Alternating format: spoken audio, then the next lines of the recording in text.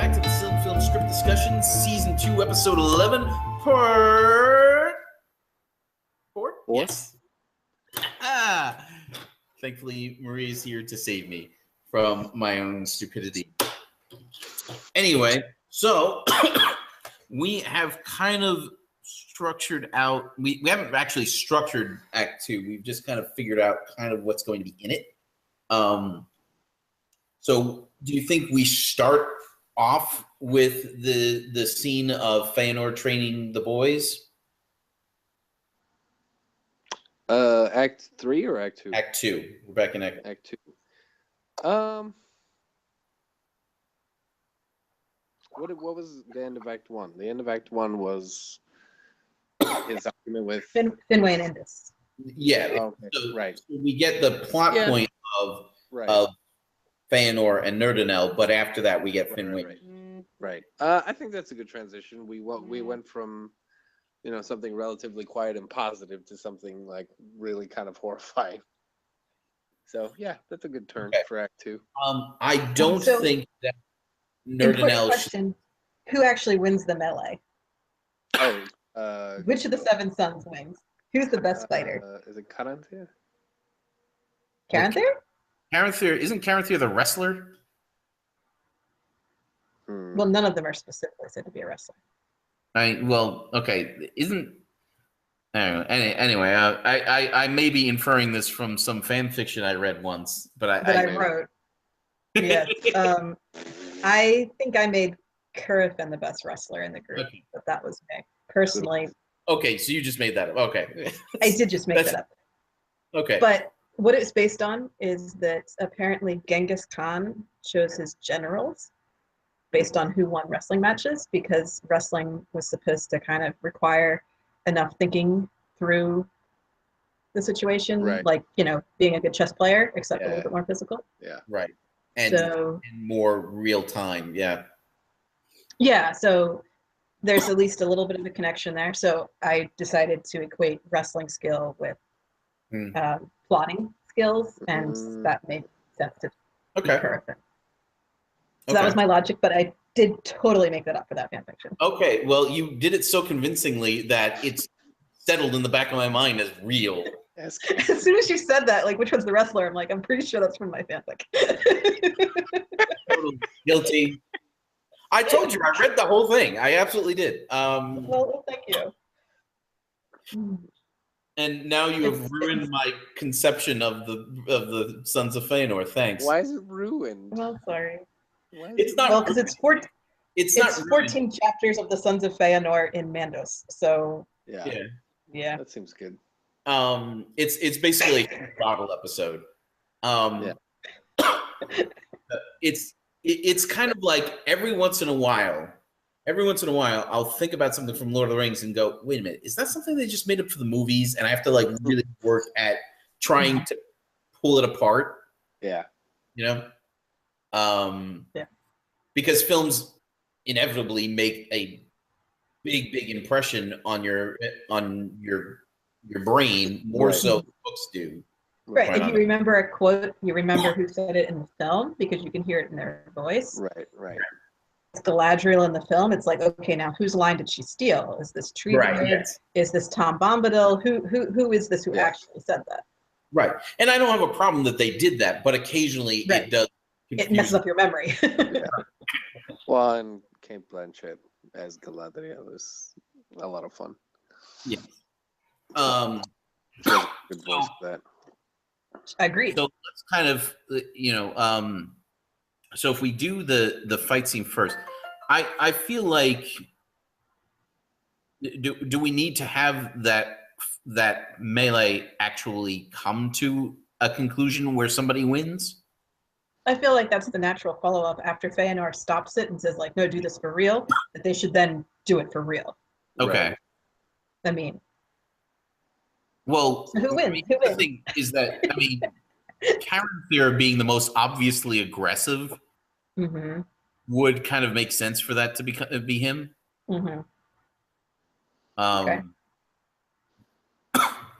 Especially if he outright defeats Big Brother. Yeah. in a melee situation, I've never really thought about the dynamics of that, but I imagine if you team up with someone, that helps, right? Yeah. So So maybe the twins would obviously team up with each other. yes. Right. MacLeod and Idris would team up with each other. Mhm. Caranthir's a loner, so Yeah. he might be the most aggressive, but he's definitely fighting on his own. Caligorm and Curafin would probably team up.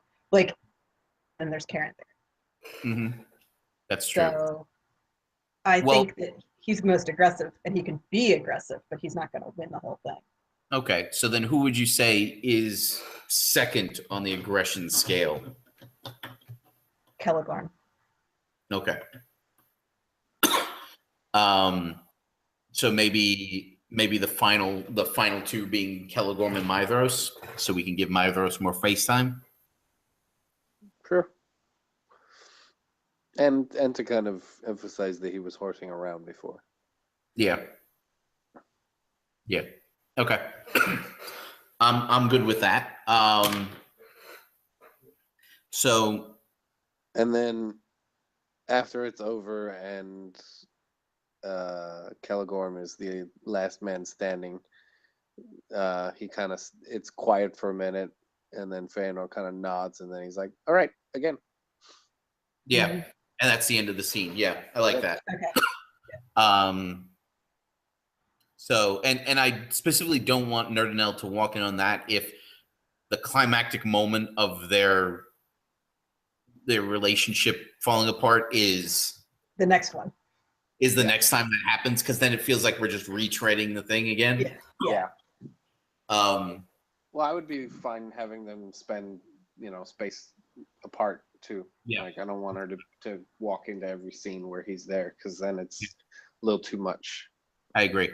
I had initially kind of wanted that, but this particularly, it wouldn't. I don't feel like it would work. Well, I think she's kind of getting to the point where she's starting to occasionally like I'm just not going to bother right now. Yeah, I'll do it later. So, what else do we need in this act? Then, we definitely do need to have a scene with the two of them together in Act 2. Mm-hmm. One thing. So, if we open up with that, could we then have a conversation between Nerdanel and Finwe? About what? Well, that's the next question from that. But what I'm thinking is, if Okay. I mean the topic of that conversation, I feel like has to be Feanor. Well, of course, but what? If we've been trying to paint Finway in this episode as I'm here to heal all the damaged relationships in our family, Right. Surely he's noticed that Nerdanel and Feanor aren't getting along. Right. So if he's going to talk to her, he's probably going to try to give her some advice on how to patch things up with Feanor. And it's not going to work, but it's like, does she want her father-in-law's advice on how to talk to her husband? Yeah. Now, of course, she could. He could basically, like, he also could state that, like, look, he needs you right now. He needs you more now than he's ever needed you. Mm-hmm. He can talk about. That's clearly Finway's viewpoint. Right. And he can talk about how she's been a good influence in his life. Right. And maybe this is the first time we explicitly get doubts that Nerdanel doesn't. Like, I feel like her response to pretty much anything Finway could possibly say is, he is training in the army in the courtyard. That is what he's doing right now. That is what your little boy's doing. He's training people to do murder. I kind of feel like her response should be like, Finway, I appreciate the advice, but you're thinking of Feanor as a child, and a lot has happened since then. I think she should throw it back at him, where he's like, he really needs you right now, and you can really do something to help him get him out of this funk he's in. And she's like, what about you? Like, you need to really put down the hammer. This is insane. He's training in the army. You're his father, and you are the king. Yeah. And then he gets the line about, like, well, the Valar have seen to the fact that I am king no more and all that nonsense. Yeah, so Like, maybe I he's think a she's really little hung up frustrated on with his own this. issues. I think she thinks that Feanor is legitimately dangerous, but I think in general she's kind of pissed at both Finway and Well, Finn. I don't think did that she's going to take the I advice don't well. necessarily want him to be bringing up the Valar unkinging him in this scene, because we kind of just did that in the scene with Indus. Yeah, you're right. You're right. That's true. Because maybe Indus can say to him, well, have you considered going to the Valar and talking to them about this? Yeah.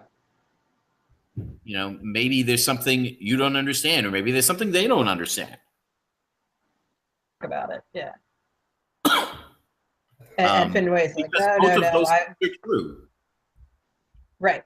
And that was what we're supposed to have Indus be the voice of in this episode. Yes. If that's what I Finway's had supposed to be. forgotten that. I figured I'd throw that back in. Yeah.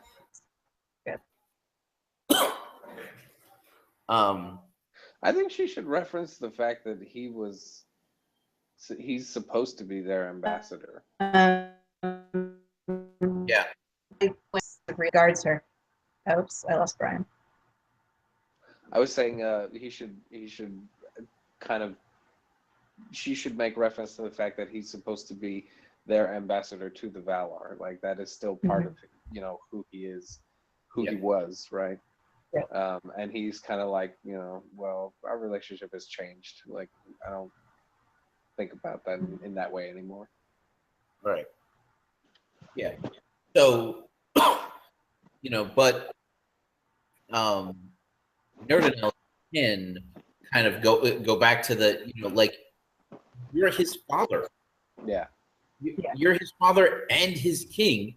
Even if you don't see yourself that way, he still sees you that way. Yeah. And yeah, giving I want to everything he's doing by not saying something about it. Right. I don't necessarily want her to be saying that that Feanor is training an army. Because we haven't got to that scene yet. Because we haven't gotten there. What we can have her say to him is, he clearly is setting your people on a course towards war. I don't know if we want to bring the W word in just quite yet. But maybe that's how we can segue to that scene, is that someone makes reference to the actual, like, do you know what he's planning to do later this week? Have you heard about the war game?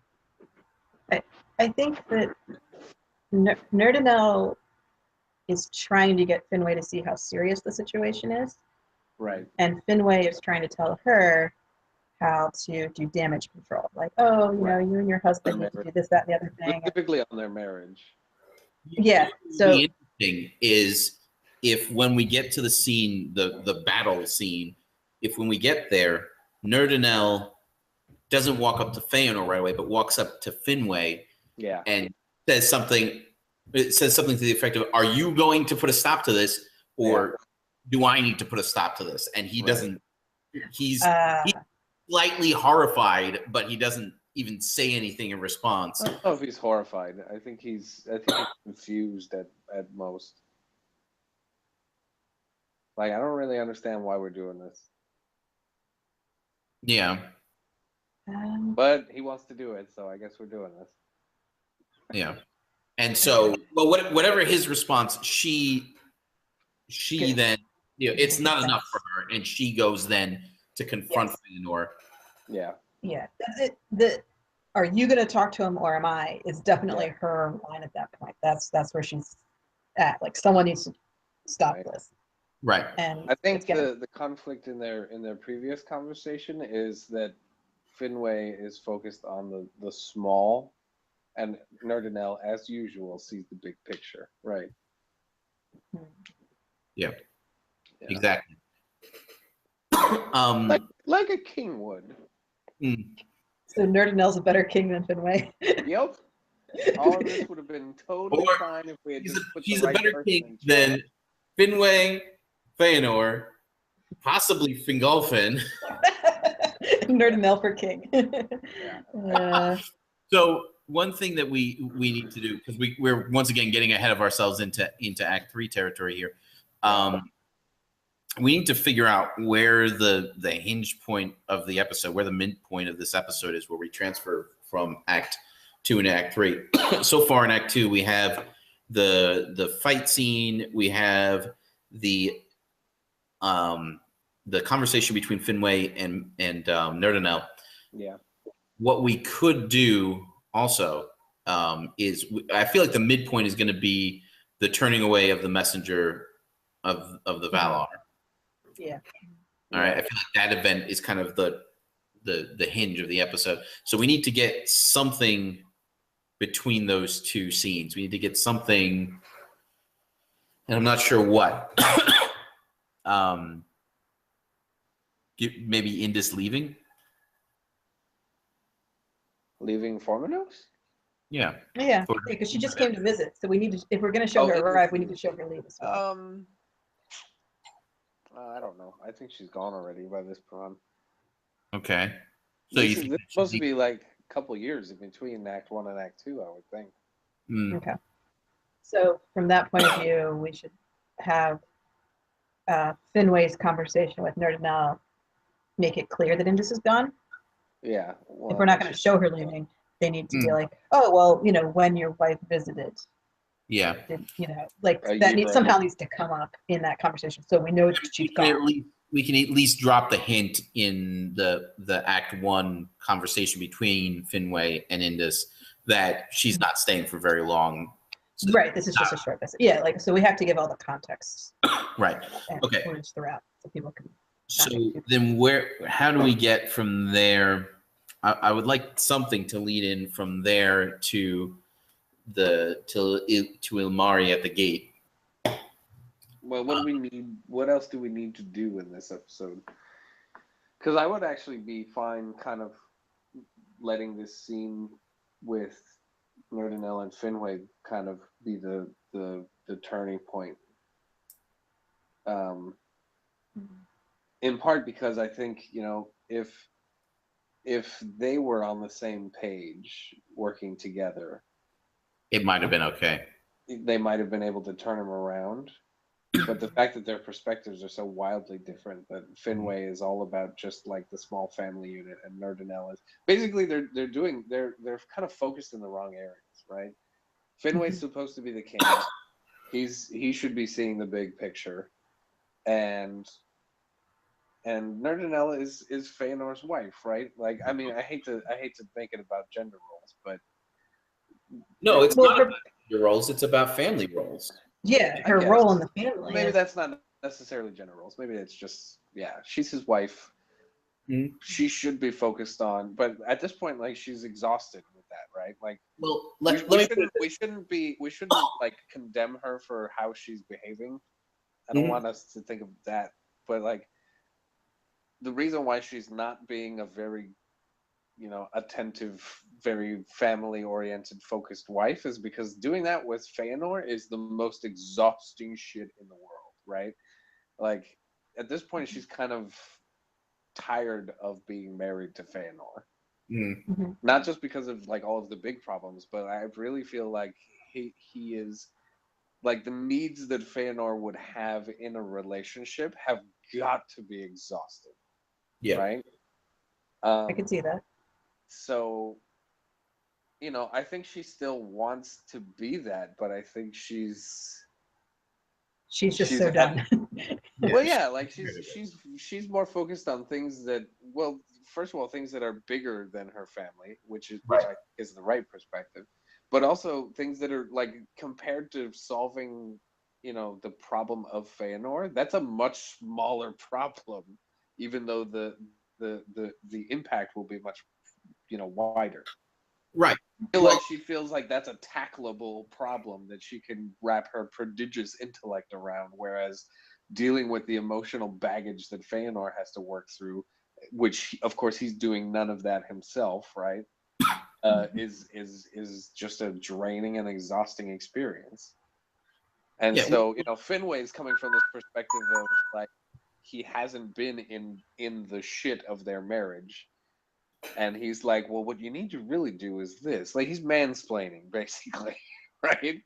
He's sitting there trying to So work much. on the family dynamics, and she's like, I have put so much effort into that, and that's not even really the big important thing. Like this, we got to deal with these practical issues of Right. we have I an army do now. want her to have some impatience with Finway's advice. Right. Well, That's why I said I As don't know how hearing she's this still for getting the- advice he from her thinks- father. Her perspective is she thinks that he thinks that she's hearing all this crap for the first time, and she's like, I figured that out ages ago, and nothing I have done has worked because he is impossible. Right. well, I kind of am thinking about this almost in terms of if I were in conflict with a sibling, Yeah. the role of my parents is certainly not to take my side. The role of my parents is to look at the big picture, and Right. if they're involved in the situation at all, their role is to figure out how to get me and my sibling back into harmony. My wife's role is very, very different. She can tell me that I'm wrong. That's well within her realm of, But it's her job to responsibility. support you. Right, but at the same time, it's not her responsibility to fix my relationship with my sibling. Her responsibility is to work on me, Yeah. essentially. I mean, I'm not saying that everything I do is my wife's responsibility, but what I'm saying is that Her interest here is in you. Relationship with your wife is your primary thing with your wife, like period. Like your relationship comes first with your wife. Right, exactly. Right. So that said, it's time to take a break. So if you're watching this live, we'll be back in a second, and I hopefully actually mean that. And if you're watching this later on YouTube, definitely like and share the videos. If you like and want to share them, comment down below if we're getting this all wrong. And if you haven't yet, feel free to subscribe. Check out the links below for information on Mythgard, Signum, and most importantly, Mythmoot 4 taking place next June 1st through the 4th. Big conference. It's going to be awesome. Anyway, we'll be back in.